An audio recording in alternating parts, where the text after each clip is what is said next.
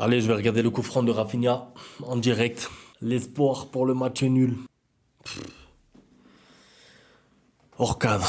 Ah là là, j'ai les nerfs. J'ai les nerfs. Comment tu peux perdre encore une fois? Encore, ça veut dire que contre Las Palmas, c'était déjà un petit avertissement et on s'était dit, bon, ça va pas arriver 3 fois, 4 fois dans la saison. Le Real Madrid qui fait match nul hier. Tu joues l'Atlético Madrid dans une semaine. Tu es obligé de gagner le match et tu trouves le moyen de le perdre. C'est scandaleux. Franchement, on a beau chercher des excuses, l'arbitrage, c'est vrai, 3 minutes de temps additionnel. Est-ce que c'est assez? Est-ce qu'il aurait pu avoir, est-ce qu'il aurait dû avoir un penalty pour le Barça?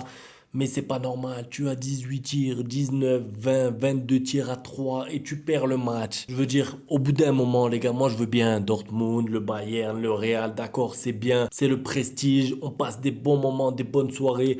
Merci au Barça, mais si tu veux gagner des trophées, en fait, ça passe par ces matchs-là. Tu pourras pas gagner la Liga si tu perds 6 points. J'arrive pas à y croire. Franchement, j'arrive pas à y croire. 6 points. C'est pas tu perds un point, tu perds 3 points, tu perds 4 points, tu fais un match nul et une défaite.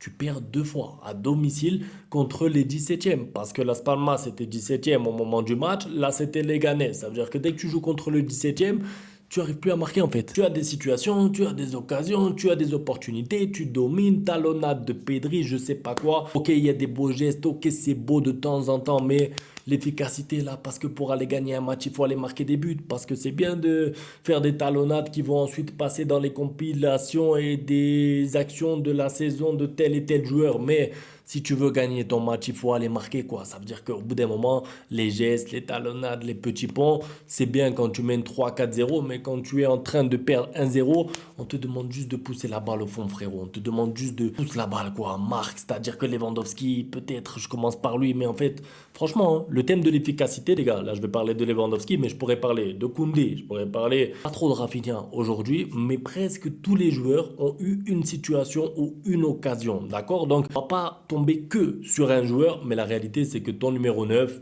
il t'a planté aujourd'hui. Ça veut dire que le meilleur buteur de la Liga, le PTG, l'homme qui a marqué 700 et quelques buts en carrière, tu as besoin de lui aujourd'hui. Ça veut dire qu'il a juste à pousser la balle au fond. C'est son métier, c'est son rôle. Encore quand il y a Koundé qui tire à côté. Ça aussi, franchement, j'y crois pas, quoi. Koundé dans la surface, tout seul, il reste 10 minutes. Si tu marques ensuite, tu peux même aller gagner le match et tu tires à côté. C'est pas comme si c'est le gardien qui l'arrête. C'est à côté. Bon, je pars un peu dans tous les sens, mais c'est pour vous dire que Koundé qui tire à côté, je me dis, c'est grave, c'est un footballeur professionnel, c'est grave, mais c'est un défenseur. J'essaye de me dire, ça va quoi, on essaye de relativiser, c'est un défenseur, il est dans la surface, il a fait un effort, il s'est pas tiré, il a tiré à côté. Mais Lewandowski, quand tu as la balle du 1-1, 5 minutes après l'ouverture du score, quand tu as la balle du 1-1, 12 minutes après l'ouverture du score, quand tu as la balle du 1-1, 18 minutes après, bref, je ne veux pas toutes les faire, mais il a eu deux trois situations, il n'est pas capable de marquer et c'est gênant parce que c'est ton numéro 9, c'est sur lui que tu comptes dans les matchs comme ça quand il est servi. Ça veut dire que moi, je me rappelle Lewandowski, lors de pas mal de matchs la saison dernière, il faut le dire, il n'avait pas beaucoup de situations, il n'avait pas beaucoup d'occasions, c'était pas un Barça qui était porté vers l'avant, si on peut dire ça comme ça. Du coup, il n'avait pas beaucoup d'occasions, bon, il marquait moins, ok, on comprend. Mais là, les occasions, il en a. Elles pleuvent les situations. Elles pleuvent les occasions. Daniel Olmo qui te trouve. Pedri qui te cherche. Rafinha qui te trouve. Tout le monde te cherche parce que tu es le numéro 9. Tu as des situations. Tu as des occasions. Tu dois marquer. Et moi, je veux bien. T'es pititi. Tu fais une saison correcte et tout.